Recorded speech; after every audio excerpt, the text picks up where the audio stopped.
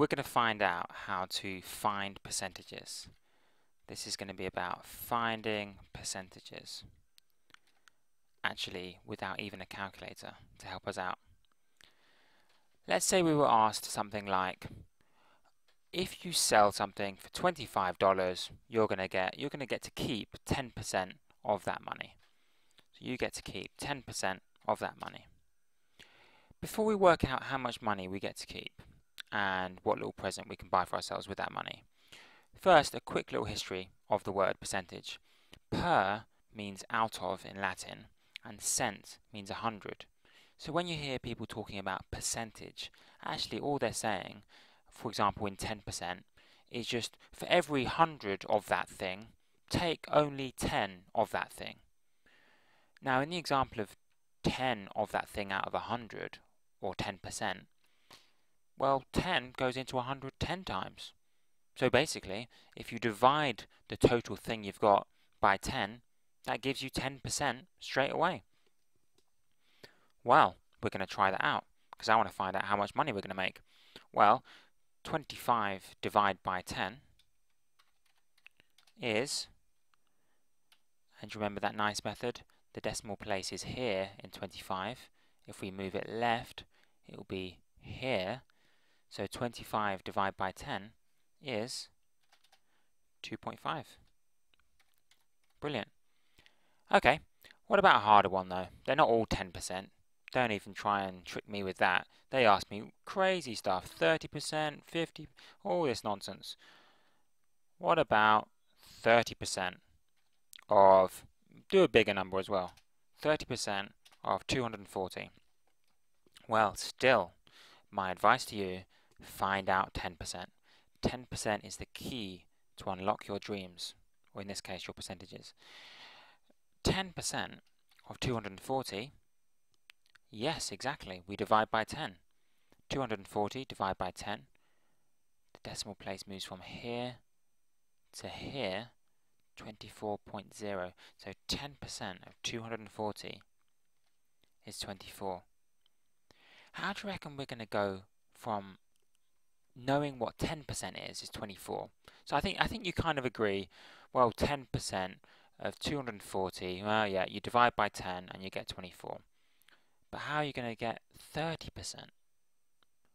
Well, 10% times by 3, if we had 3 of those 10%, we'd actually have 30%.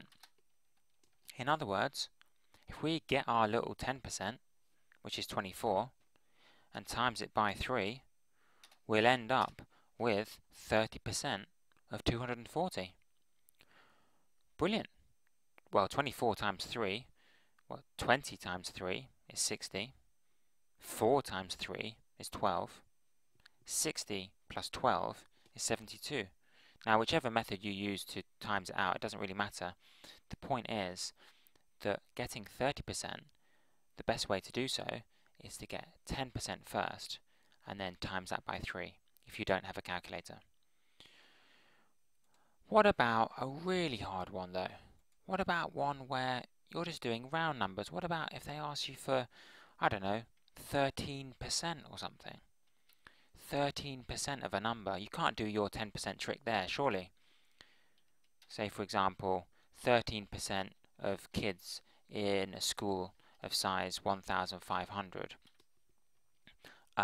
get an A star in their exam. How many people got an A star? Well, actually, the 10% trick is still the best way of doing it, but we're going to need one more quick little trick to help us out in this one. First, let's do 10%. 10% of 1,500. Let's move that decimal place. Here he is. There he goes, because we're dividing. We're moving left. 150.0, which is 150. So 10% is 150. The trick we need is that if we divide a number by 100, we actually get 1%. Wow. Well, in this question, 1,500 divided by 100, we're going to have to move it left 2 places.